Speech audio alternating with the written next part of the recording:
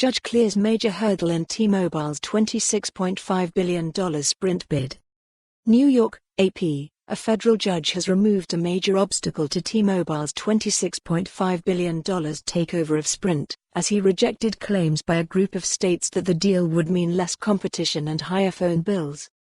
After the deal closes, the number of major U.S. wireless companies would shrink from 4 to 3.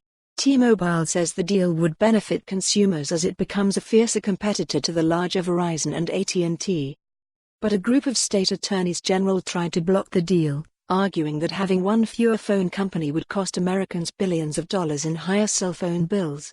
Consumer Reports, which had raised concerns about the merger, said the three remaining carriers would have fewer incentives to compete on prices and quality. Judge Victor Marrero ruled Tuesday that while such concerns were valid, the possibility of that happening was remote.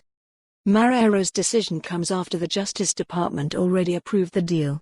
As part of a settlement with the Justice Department, T-Mobile agreed to help create a new, but smaller wireless competitor in satellite TV company Dish.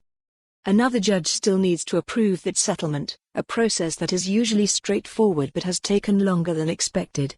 A utility board in California also has to approve the deal.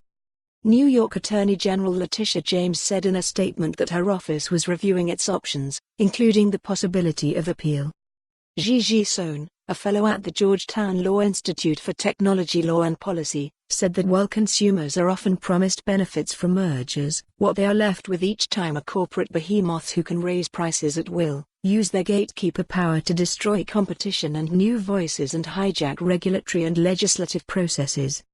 T-Mobile launched its bid for Sprint in 2018, after having been rebuffed by Obama-era regulators.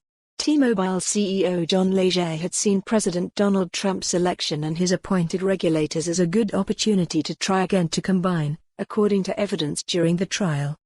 T-Mobile, which promised not to raise prices for 3 years, defended its deal as good for competition.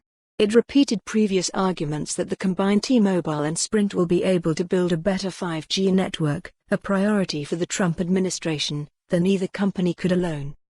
The deal got the nod from both the Justice Department and the Federal Communications Commission, thanks to an unusual commitment to create a new wireless player in Dish. The Justice Department only allowed the deal after T-Mobile agreed to sell millions of Sprint's prepaid customers to Dish, a satellite TV company with a shrinking customer base. T-Mobile also has to rent its network to the fledgling rival while it built its own. Dish. For more on this story, visit the news article link.